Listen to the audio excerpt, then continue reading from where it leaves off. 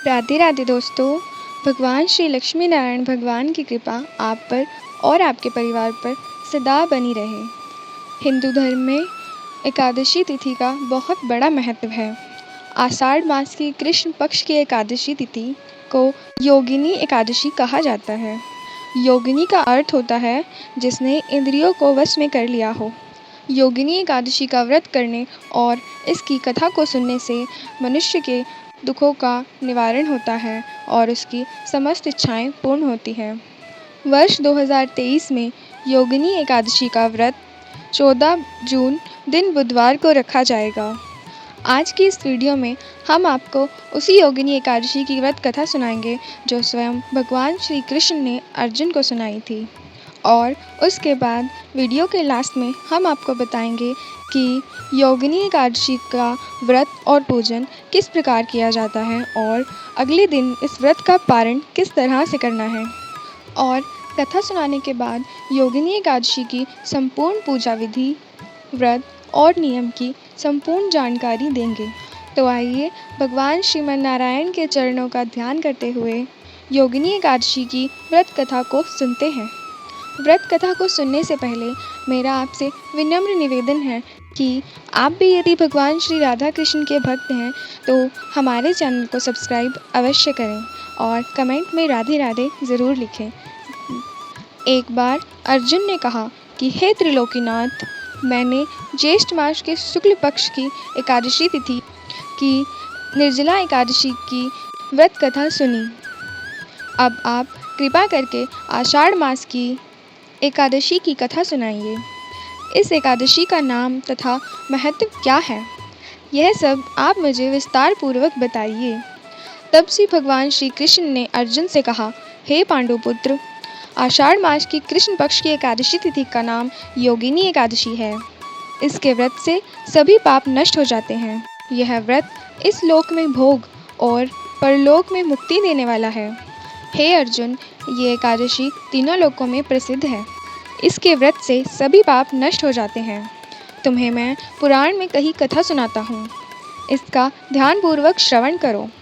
एक बार भगवान श्री कार्तिकेय के पूछने पर स्वयं महादेव जी ने एकादशी की महिमा को बताया था, उसे सुनो। जो व्यक्ति कलयुग में एकादशी की रात जागरण करते हुए वैष्णव शास्त्र का पाठ करते हैं, उसके कोटि जन्मों में किए हुए 4 प्रकार के पाप नष्ट हो जाते हैं। योगिनी एकादशी के व्रत का फल 88,000 ब्राह्मणों को भोजन कराने से जो फल मिलता है, उसके फल के बराबर होता है। जिसे एकादशी की रात में नींद नहीं आती और वह नाचता और गाता है, उसे मेरा भक्त जानना चाहिए। भगवान विष्णु उसे मोक्ष प्रदान करते हैं। जो भगवान विष्णु से बैर करते हैं, उन्हें पाखंडी जानना चाहिए। जो व्यक्ति एकादशी की रात को भगवान विष्णु के मुख का बारंबार दर्शन करता है, उसे हजारों यज्ञ का पूर्ण फल प्राप्त होता है। हे कार्तिकेय, जो मनुष्य योगिनी एकादशी या अन्य किसी भी एकादशी की रात्रि में भगवान विष्णु के भक्तों के सामने गीता और विष्णु सहस्त्र नाम का पाठ करता है, वह उस परम धाम में जाता है जहाँ साक्षात नारायण विराजमान है। एकादशी की रात्रि में जो भगवान विष्णु के सम्मुख घी का दीपक जलाता है, उसका पुण्य 100 कल्पों में भी नष्ट नहीं होता। जहाँ शालिग्राम शिला होती है, वहाँ साक्षात भगवान विष्णु रहते हैं। जो व्यक्ति मंजरी सहित तुलसी दल से भगवान विष्णु का पूजन करता है, उसका पुनः जन्म नहीं होता। भगवान विष्णु से बड़ा कोई देवता नहीं और एकादशी के व्रत से बड़ा कोई व्रत नहीं, ऐसा ही जानना चाहिए। जो व्यक्ति एकादशी की रात्रि के समय जागरण करते हैं, उसके शरीर में इंद्र आदि देवता स्थित हो जाते हैं। अब इस कथा को ध्यान से सुनो। कुबेर नाम का एक राजा अलकापुरी नगरी में राज्य करता था। वह शिव भक्त था। उनका हेममाली नामक एक यक्ष सेवक था जो पूजा के लिए फूल लाया करता था। हेममाली की विशालाक्षी नाम की एक स्त्री थी। वह अति सुंदर थी। एक दिन वह मानसरोवर से पुष्प लेकर आया, किंतु काम आसक्त होने के कारण पुष्पों को रखकर अपनी स्त्री के साथ रमण करने लगा। इस भोगविलास में दोपहर हो गई। हेममाली की राह देखते देखते जब राजा कुबेर को दोपहर हो गई, तब उसने क्रोधपूर्वक अपने सेवकों को आज्ञा दी कि तुम लोग जाकर पता लगाओ कि हेममाली अभी तक पुष्प लेकर क्यों नहीं आया। जब सेवकों ने उसका पता लगा लिया तो राजा के पास जाकर बताया कि हे राजन, वह हेममाली अपनी स्त्री के साथ रमण कर रहा है। इस बात को सुन राजा कुबेर ने क्रोधवश हेममाली को बुलाने की आज्ञा दी।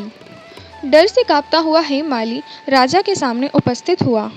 उसे देखकर कुबेर को अत्यंत क्रोध आया। राजा ने कहा, अरे अधम, तूने मेरे परम पूजनीय देवों के देव भगवान शिव जी का अपमान किया है।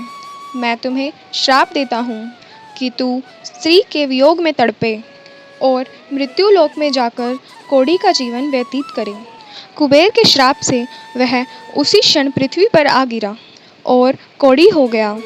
उसकी स्त्री भी उससे बिछड़ गई। मृत्यु लोक में आकर उसने अत्यंत कष्ट भोगे, किंतु शिवजी की कृपा से उसकी बुद्धि मलिन नहीं हुई और उसे पूर्व जन्म का भी ज्ञान रहा। अनेक कष्टों को भोगता हुआ और अपने पूर्व जन्म के कर्मों को याद करता हुआ वह हिमालय पर्वत की तरफ चल पड़ा। चलते चलते वह मार्कंडेय ऋषि के आश्रम पर जा पहुंचा। वह ऋषि दूसरे ब्रह्मा की तरह प्रतीत हो रहे थे और उनका वह आश्रम ब्रह्मा की सभा के समान शोभा दे रहा था। ऋषि को देखकर हेममाली वहां गया और उन्हें प्रणाम कर कर उनके चरणों में जा गिरा। हेममाली को देखकर मार्कंडेय ऋषि ने हेममाली से कहा कि तूने कौन से निकृष्ट कर्म किए हैं जिससे तू कोढ़ी हो गया और भयानक कष्टों को भोग रहा है। महर्षि की बात सुनकर हेममाली बोला, हे मुनिवर, मैं राजा कुबेर का अनुचर था। मेरा नाम हेममाली है। मैं प्रतिदिन मानसरोवर से फूल लाकर शिवजी की पूजा के लिए कुबेर को दिया करता था। एक दिन पत्नी सहवास के सुख में फंस जाने के कारण मुझे समय का ज्ञान ही नहीं रहा और दोपहर तक पुष्प ना पहुंचा सका। तब उन्होंने मुझे श्राप दिया कि तू अपनी स्त्री का वियोग पृथ्वीलोक में जाकर कोढ़ी बनकर भोगेगा और उसी श्राप के कारण मैं कोढ़ी हो गया तथा पृथ्वी पर आकर भयंकर कष्ट भोग रहा हूँ। कृपा करके आप मुझे कोई ऐसा उपाय बताइए जिससे मेरी मुक्ति हो जाए। तब श्री मार्कंडेय ऋषि ने कहा, हे माली, तूने मेरे सम्मुख सत्य वचन कहे हैं, इसलिए मैं तेरे उद्धार के लिए एक व्रत बताता हूँ। यदि तू आषाढ़ माह के कृष्ण पक्ष की योगिनी नामक एकादशी का विधान पूर्वक व्रत करेगा तो तेरे सभी पाप नष्ट हो जाएंगे। महर्षि के वचन सुन हेममाली अति प्रसन्न हुआ और उनके वचनों के अनुसार योगिनी एकादशी का विधान पूर्वक व्रत करने लगा। इस व्रत के प्रभाव से वह अपने पुराने स्वरूप में आ गया और अपनी स्त्री के साथ सुखपूर्वक रहने लगा।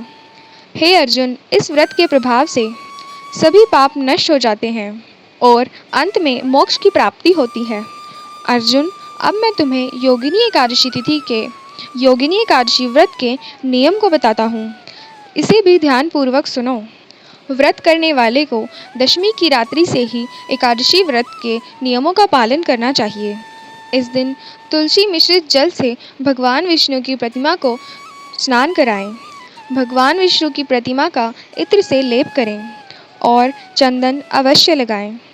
योगिनी एकादशी के दिन पीपल के पेड़ की पूजा की अत्यंत विशेषता है। पीपल के पेड़ में जल अर्पित करें और संध्या के समय घी का दीपक जलाएं। योगिनी एकादशी के दिन गाय को हरा चारा अवश्य खिलाएं। एकादशी के एक दिन पहले ही तुलसा दल तोड़कर रख लेना चाहिए और ब्रह्मचर्य का पूर्ण रूप से पालन करें और किसी को भी अपशब्द ना कहें और किसी का भी दिल ना दुखाएं। कन्याओं का भूल कर भी अपमान ना करें और ज़रूरतमंदों की मदद अवश्य करें। ज़रूरतमंदों की अपने सामर्थ्य अनुसार मदद अवश्य करें। एकादशी तिथि प्रारंभ 13 जून सुबह 9:28 से 14 जून सुबह 8:48 पर है। व्रत के पारण का समय 15 जून गुरुवार को सुबह 5:07 से 7:52 के मध्य में है। सभी को योगिनी एकादशी व्रत की बहुत बहुत शुभकामनाएं। राधे राधे।